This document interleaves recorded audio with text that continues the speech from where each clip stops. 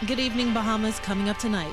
Senior PLP is calling this recent threat of a credit downgrade all the fault of the FNM. 3 parliamentarians may face disciplinary action after not filing financial disclosure. 1 man dead now after the Independence holiday weekend. The hurricane season may soon begin heating up. We'll tell you what you need to know.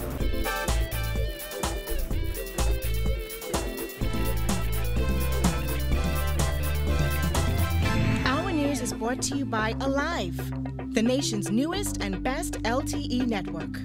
Good to be alive. Welcome to our news and thanks for joining us. I'm Paige McCartney. Topping news tonight. Leon Williams has been fired as Chief Executive Officer of the Bahamas Telecommunications Company exactly 3 years after he was appointed to that top position. In a letter to employees, Cable and Wireless Communications said, to ensure our success continues unabated in the future, we're making changes at the executive level in the Bahamas, and Leon Williams will be leaving the business. CWC announced 2 new appointments to key leadership positions. Former Finance Director of Cable and Wireless Networks, Dexter Cartwright, has been appointed interim CEO of BTC.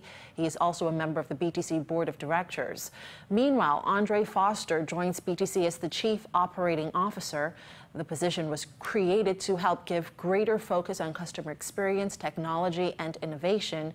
CWC says the new leadership team represents a new phase at BTC. This is the second time Williams has been fired by BTC. He got the axe 9 years ago and took legal action against the company. In 2011, BTC reached a settlement with Williams. Well, amid threats of another credit ratings downgrade for the Bahamas, former Cabinet Minister Alfred Sears hit out at the administration, which he accused of talking down the economy and undermining the national interests of the country. Noting that Moody's review of the Bahamas credit rating was prompted by the comments made by the Minister of Finance, Sears warned that loose lips sink ships. Here's Kyle Joaquin. Sears said since the FNM came to power, all cabinet ministers have been doing was pointing fingers and playing the blame game. But he said now, look where that has gotten the country. Loose lips sink ship. Using a popular phrase, Sears warning the minister administration that there's a big difference between making a statement as a candidate in a general election and speaking as a cabinet minister. He was pointing to the downgrade threat from international credit ratings agency Moody's, which has placed the Bahamas' Baa3 credit rating on review for downgrade. Moody's said the review was prompted by statements from the minister administration that the Bahamas' fiscal position was weaker than previously estimated and that the government's debt ratios will continue to worsen over the coming years.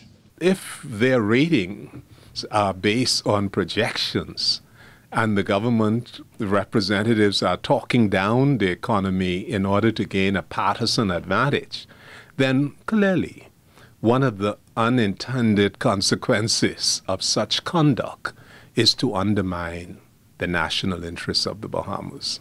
And around that time, our news team spoke with Sears, the opposition's shadow minister for finance, and MP for Exuma, Chester Cooper, released this statement echoing the sentiments of Sears. He said, as feared, the minister administration has triggered a review of our sovereign credit rating from a major international agency due to the rhetoric of the budget debate. The Progressive Liberal Party warned that the world was listening as minister after minister in the new government painted a portrait of a doomed economy without a fiscal plan for the way forward. Yet, here we are. The failure for Bahamar to be opened has prompted downgrade after downgrade for the previous administration. And with former developer Socrates Merlian's recent request for a moratorium on the sale, Cooper made a different recommendation for the government: find another project for him to work on and invest his considerable resources. But Sears noted there is still the edge of this cliff on which the Bahamas stands. When one serves as the government, one has to be very judicious in one's statement, because if not, a government or representatives of the government can talk down the economy, can undermine the confidence of domestic and foreign investors, and certainly undermine the confidence of rating agencies. Sears said this latest development is nothing to be celebrated despite the difference in views of the FNM and PLP. He said the failure of the FNM government will mean the failure of the Bahamas. But he insists the minister administration must stop playing the blame game and begin governing. This is a time that the Bahamas needs mature leadership. And I have no desire to see the situation get worse. We all have a stake in this process. And that is why I am making this intervention today. For our news, I'm Kyle Joaquin. Well, weeks after the Prime Minister warned more than 20 members of Parliament, former and present, to file their financial disclosures, the press secretary revealed that some of those disclosures are officially late. Here's Giorgio Bain. According to Press Secretary Anthony Newbold, 3 parliamentarians have not met the deadline for financial disclosure set by Prime Minister Dr. Hubert Minnis, and now their names will be handed over to the Public Disclosure Commission. Minnis had threatened to forward the names of those who served as parliamentarians during the last term, but failed to make their financial disclosures by June 30th.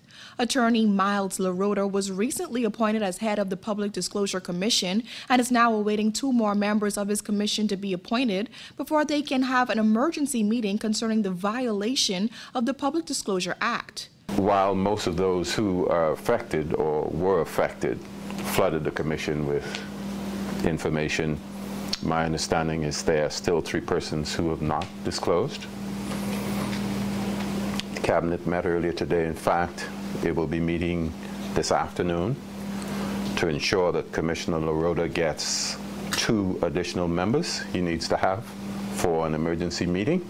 The Act mandates that members of Parliament, senators, senior public officers, and public appointees to declare their assets, income, and liabilities as of December 31st each year.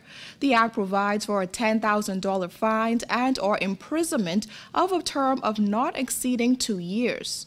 Once that meeting is held, then a formal communication would be sent to the Prime Minister advising him of the situation formally.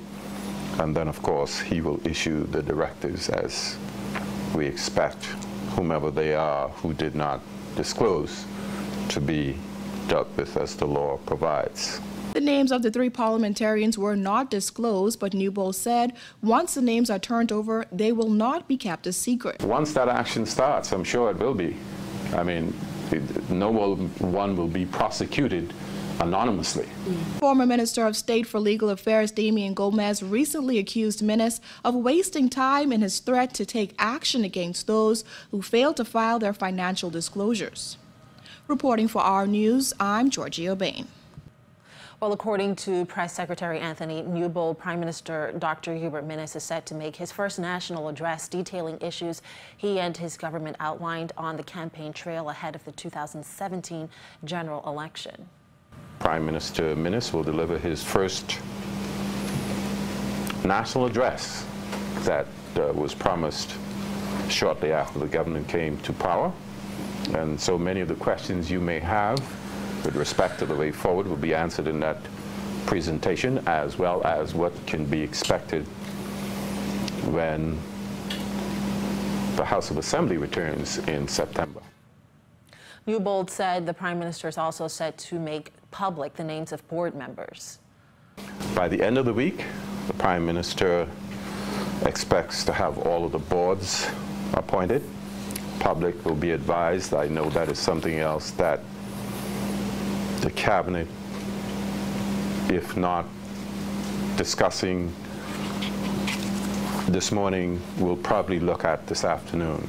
So by the end of the week, he assures me that everyone will know who the appointed board members are. Well, government will spend up to $50,000 to help cover the cost of the official funeral of former National Security Minister Dr. Nottage on Friday at St. Agnes Church. Official funerals are held for former cabinet ministers and serving members of Parliament, with government providing up to $10,000 to help cover costs. However, Cabinet Office announced that government raised the amount for the former Bainstown and Grantstown MP's funeral in recognition of his many years of public service in politics and sports. Dr. Nottage died in a Florida hospital on June 28th. The Progressive Liberal Party held a memorial at party headquarters tonight. A public viewing will be held at the National Stadium tomorrow, and Dr. Nottage's body will lie in state on Thursday. Well, several changes are on the way for the Bahamas Agriculture and Marine Science Institute. According to the Minister of Agriculture, Renward Wells, the Institute's operations are expected to be divided amongst pre-existing departments of agriculture and marine resources, as well as being renamed pending a debate with his cabinet colleagues. The employees of the agricultural side of BAMSI are expected to be redeployed in other departments based on their level of skill, with the view of enhancing the overall efficiency of that ministry. The F&M intends to split the operations of BAMSI. The university and the experimental farm will go under the College of the Bahamas, and we will be renaming BAMSI. And I will be getting back to you with the exact name once Cabinet has agreed to it. But we're going to be renaming it, and BAMSI will be a school of marine and agricultural sciences in the university, under the University of the Bahamas. According to Wells, his ministry is expected to dish out $10 million in salaries in the upcoming year in regards to BAMSI. As part of his budget contribution, Wells said he came across discrepancies with land grants as well as contracts for workers just weeks ahead of the general election. Those contracts are now under review, he said.